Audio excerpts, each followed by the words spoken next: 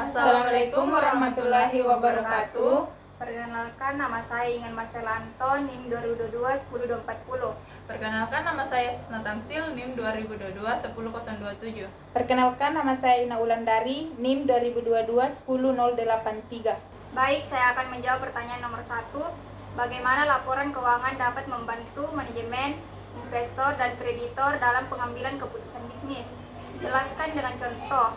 Laporan keuangan memberikan informasi tentang kondisi keuangan perusahaan yang membantu pihak-pihak seperti manajemen, investor, dan kreditor untuk membuat keputusan.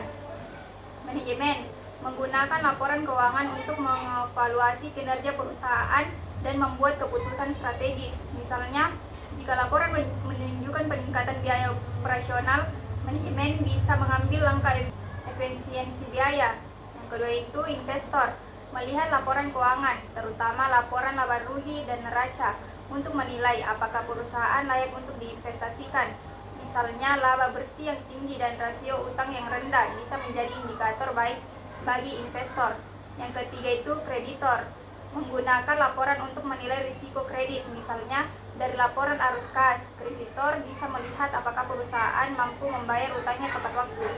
Baik, saya akan menjawab pertanyaan dari nomor 2, yaitu uraikan peran masing-masing dari ketiga laporan keuangan utama, yaitu neraca, laporan laba rugi, dan laporan arus kas.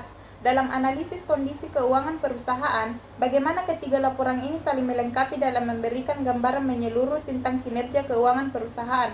Berikan contoh sederhana untuk setiap laporan. Neraca menunjukkan posisi keuangan perusahaan pada suatu waktu tertentu dengan menampilkan aset, liabilitas, dan ekuitas pemegang saham. Contohnya, jika aset perusahaan lebih besar dari liabilitasnya, ini menunjukkan perusahaan dalam kondisi yang sehat. Kedua, laporan laba rugi menunjukkan kinerja perusahaan selama periode tertentu dengan merinci pendapatan dan biaya untuk mengetahui laba atau rugi bersih. Contoh, jika mendapatkan lebih besar dari beban, perusahaan menghasilkan laba. Ketiga, laporan arus kas menunjukkan arus masuk dan keluar kas perusahaan selama periode tertentu. Contohnya, arus kas operasi positif menunjukkan perusahaan menghasilkan uang dari operasi bisnisnya. Ketiga laporan ini saling melengkapi.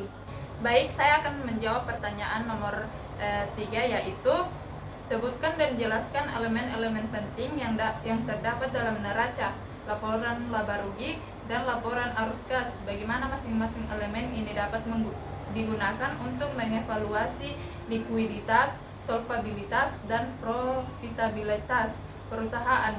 Berikan contoh penggunaan salah satu elemen dari setiap laporan dalam analisis keuangan. Yang pertama yaitu neraca. Elemen pentingnya adalah aset, liabilitas, dan ekuitas. Aset lancar dan liabilitas lancar digunakan untuk mengukur likuiditas